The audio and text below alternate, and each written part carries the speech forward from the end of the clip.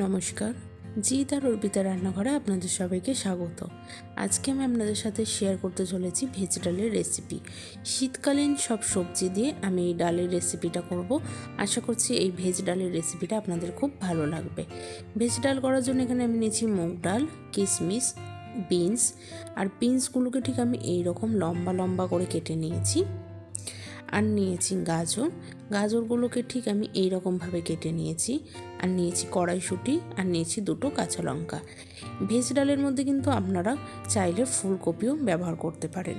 তো আমি এই সবজিগুলো দিয়েই আজকের ভেজ ডালের রেসিপিটা করব। তো সবার প্রথমে আমি কড়াই বসিয়ে দিয়েছি, আর আমি এখন মুগ ডালটাকে খুব ভালোভাবে ভেজে নেব।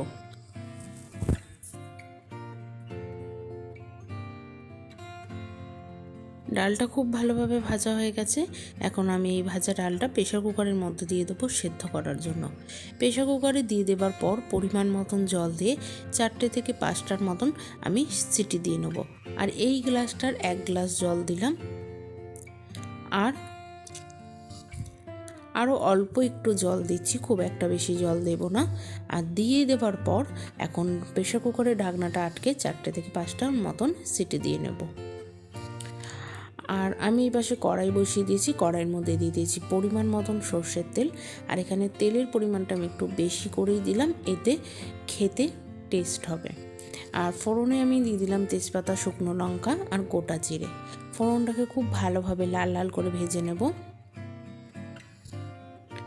আপনারা চাইলে কিন্তু তেলের সাথে ঘিও অ্যাড করতে পারেন, এতে গন্ধটা এবং টেস্ট দুটোই খুব ভালো হবে।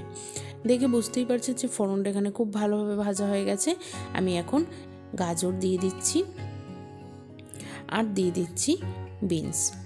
আপনারা যদি ফুলকপি দেন তাহলে ফুলকপিটা কিন্তু আগে ভেজে তুলে নেবেন। একসাথে ভাজলে ফুলকপি কিন্তু একদম গলে যাবে। তো আমি এখানে গাজর আর বিনসটা একসাথে ভেজে নিচ্ছি। আর দেখে বুঝতেই পারছেন যে গাজর আর বিনসটা কিন্তু অনেকটাই ভাজা হয়ে এসেছে। আর আমি ভাজার মধ্যেই পুরোপুরি সবজিগুলো নরম করে নেব। আর এখন দিয়ে দিচ্ছি কড়াইশুঁটিটা আগে দিলাম না, কারণ কড়াইশুঁটি যদি প্রথমেই দিয়ে দিতাম তাহলে কড়াইশুঁটিগুলো ফেটে যেত এবং গোটা গোটা থাকতো না। আর কিশমিশটাও দিয়ে দিলাম। দিয়ে এখন খুব ভালোভাবে আরও 2 থেকে 5 মিনিটের মতন খুব ভালোভাবে ভেজে নেব।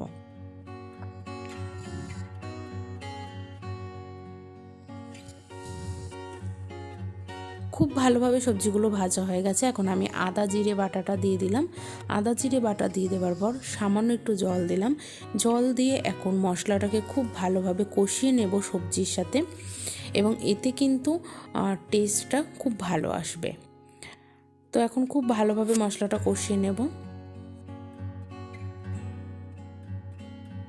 মশলাটা খুব ভালোভাবে কষানো হয়ে গেছে। এখন আমি দিয়ে দিচ্ছি পরিমাণ মতন নুন, আর দিয়ে দেবো পরিমাণ মতন হলুদ, আর দিয়ে দেবো পরিমাণ মতন চিনি।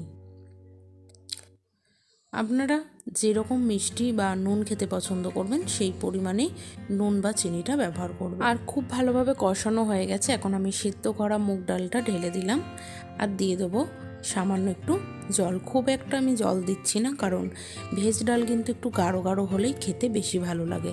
আর 2টো কাঁচা লঙ্কা মাঝখান থেকে অর্ধেক করে আমি দিয়ে দিলাম। এখন খুব ভালোভাবে একটু নেড়ে চেড়ে নিচ্ছি, এবং নেড়ে চেড়ে নেবার পর খুব ভালোভাবে ফুটতে দেবো।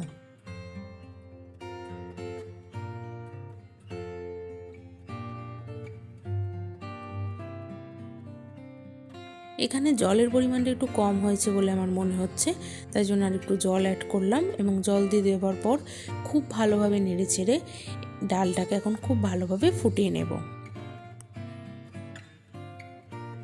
দেখে বুঝতেই পাচ্ছেন যে ডালটা কিন্তু খুব ভালোভাবে ফুটে গেছে।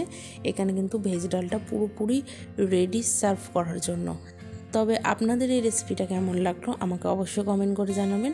যদি ভালো লেগে থাকে লাইক করতে একদমই ভুলবেন না, এবং এখনও যারা আমাদের চ্যানেলটা সাবস্ক্রাইব করেননি তাদের কাছে অনুরোধ রইল চ্যানেলটা সাবস্ক্রাইব করে পাশে থাকা বেল আইকনটা কিন্তু অবশ্যই প্রেস করে দেবেন।